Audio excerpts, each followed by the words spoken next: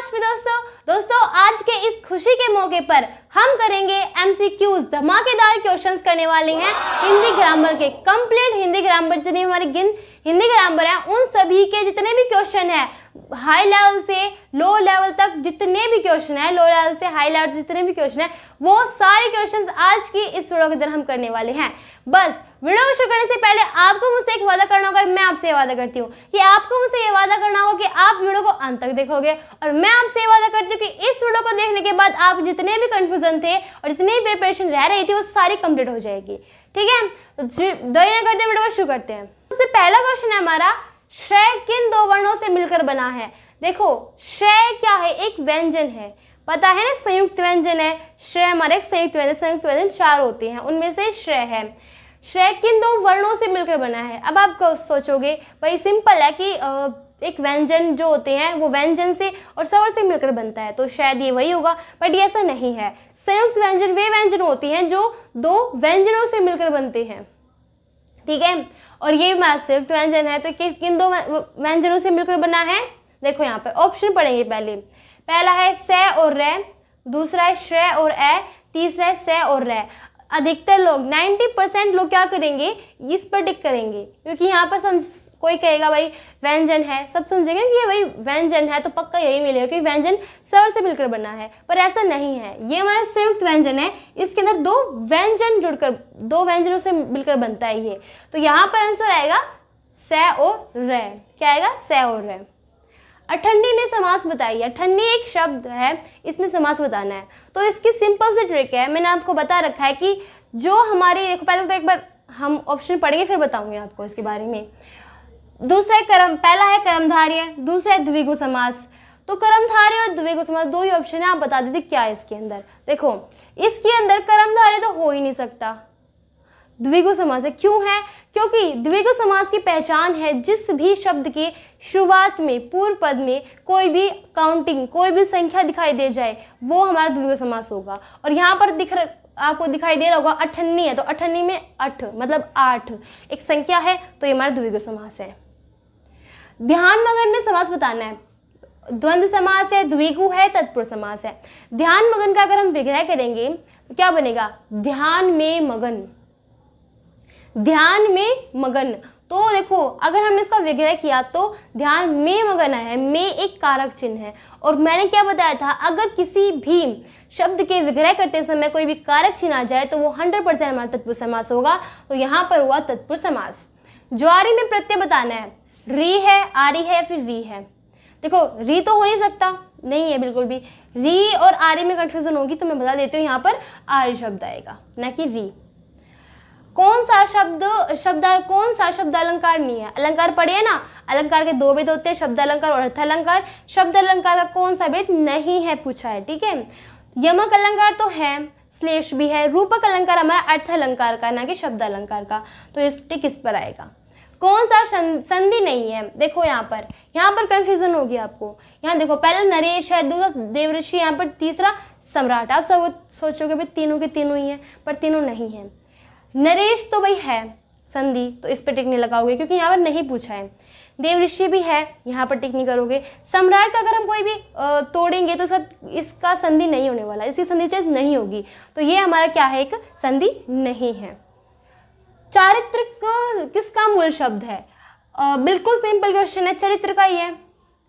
नारियल का तत्सम शब्द, तत्सम रूप कौन से होते हैं, ऑब्वियसली बता रखा है भाई, तो बता रखा है कि तत्सम शब्द क्या होते हैं। देखो जहाँ पे संस्कृत के शब्द आते हैं तो नारियल को संस्कृत में क्या कहते हैं, नारिकेल। बस सिंपल है, आगे का ध्यान ही मत दो। मूर्ख दर्शन में क्या समास है, मुख दर्शन में। मुख दर्शन देखो, मुख के दर्शन विग्रह करोगे तो मुख के दर्शन, तो मुख के दर्शन, अब ध्यान दीजिए, मुख के दर्शन के अंदर के कारक चिन्ह आया है, और कारक चिन्ह आते हो तत्पुरुष समास बन जाएगा, सिंपल। रमेश खाना खाकर खेलने गया, इसमें आपको बताना क्रिया कौन सी है।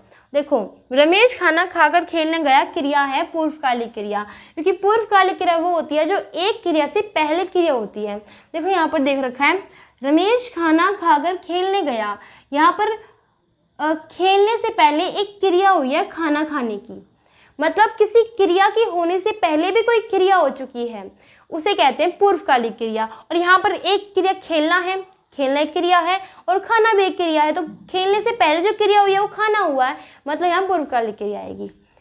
गंगा का पर्यायवाची नहीं है, भाई भागीरथी तो है, क्योंकि भागीरथ कौन था, जो गंगा मैया को नीचे लाया था, मतलब धरती पर, तो भाई भागीरथी है। सुरसरिता है। यदुनंदन नहीं है, तो इसका मतलब ये हमारा सही आंसर है। ऊष्म व्यंजन कौन सा नहीं है, देखो ऊष्म व्यंजन कौन सा है, च भी है, तय भी है, तीनों के तीनों पर शय नहीं है। अब ऊष्म व्यंजन कौन से होते हैं, जहाँ पर जब हम बोलते हैं तो सी आवाज़ निकलती है, मतलब एक कह सकते हैं एक ऊष्म से हवा निकलेगी और सीटी से आवाज़ निकलेगी। अब हम बोल देंगे स ह, तो यहाँ पर हवा भी निकली है और एक सीटी सी आवाज़ निकली है, तो स में भी निकली है, तो ये ऊष्म व्यंजन है। धोखा में संज्ञा, इसके मैंने ऑप्शन नहीं दिए हैं, तो आप बता देना, बहुत ईजी है ये, आपको मुझे कमेंट सेक्शन में बताना है। तो भाई मैं आपको पहले बता देती हूँ, वैसे मैं बताया नहीं था, बता देती हूँ कि मेरी आवाज़ थोड़ी सी कम आ रही है, मुझे पता है, क्योंकि भाई जन्माष्टमी है तो मेरा व्रत है, इसलिए मैं फुल एनर्जी के साथ बोल नहीं पा रही हूँ, ठीक है, तो आप एडजस्ट कर लेना। दोस्तों आगे हमारा स्वर संधि में स्वर संधि किसका मेल है, यहाँ पर है स्वर संधि किसका मेल है, स्वरों का, व्यंजनों का, फिर मात्राओं का। स्वर संधि के बारे में सभी को पता ही होगा ना, संधि का ही एक भेद है कि जब दो स्वर आपस में मिलते हैं और कोई परिवर्तन या विकार उत्पन्न करती हैं, उसे स्वर संधि कहती है। देखो स्वर संधि में दो स्वर ही मिलेंगे, व्यंजन तो मिलेंगे नहीं, ना ही मात्राएं मिलेंगी, तो यहाँ पर स्वर आएगा। भूषण का विपरीतार्थक शब्द, भूषण का क्या है, भूषक जी नहीं, भूषा नहीं, भूषण का सिंपल सा है दूषण। संचारी भाव संख्या बहुत इंपॉर्टेंट है, यहाँ पर स्टार्ट ले लो, रख लो, ये बहुत इंपॉर्टेंट है, इसका आंसर 33 आएगा। जो आँख के समान ना हो, आँख के समक्ष ना हो, कहने का मतलब जो अप्रत्यक्ष हो, जो दिखाई ना दे, मतलब दिखाई की बात नहीं है, जो अप्रत्यक्ष हो, जो हमारी आंखों से ओझल हो, ऐसी चीज़ क्या है, अनदेखा और अप्रोक्ष या फिर प्रोक्ष। अप्रोक्ष का अर्थ होता है जो प्रत्यक्ष रूप से होता है, और प्रोक्ष का अर्थ होता है जो अप्रत्यक्ष रूप से है, तो और अनदेखा मतलब जो दिखाई ना हो दे, या फिर अनदेखा का मतलब होता है इग्नोर करना, अनदेखा करना उस जिस व्यक्ति को, तो अनदेखा तो बिल्कुल भी नहीं है। यहाँ पर आप फंस सकते हो कि आप सोचोगे भाई प्रोक्ष का प्रत्यक्ष मिलेगा और अप्रोक्ष का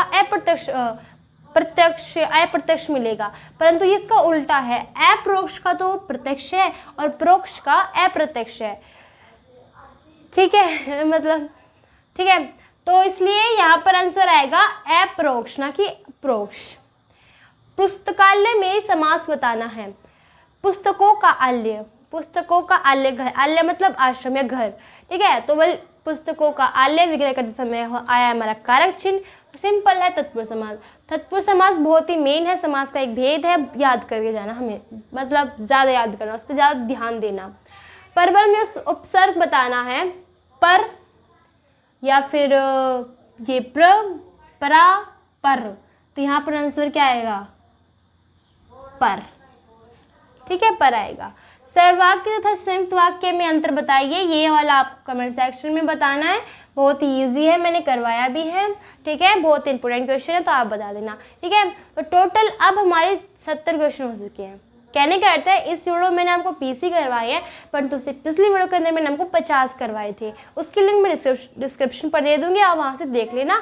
तो टोटल हमारे 70 क्वेश्चन हो चुके हैं, तो आई होप कि आपको सारा समझ में आ गया होगा। मैंने आपको शुरुआत में नहीं बताया, पर मैं आपको बता देती हूँ कि मैंने एक सीरीज शुरू की थी जिसका नाम हिंदी वर्ड सीरीज था।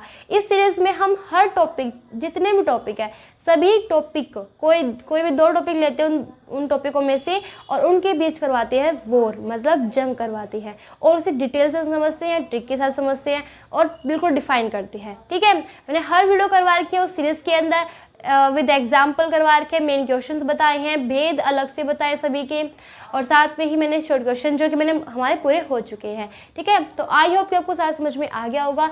अगर आपको हमारी वीडियो अच्छी लगे तो इसे लाइक करना और अपने दोस्तों को शेयर करना।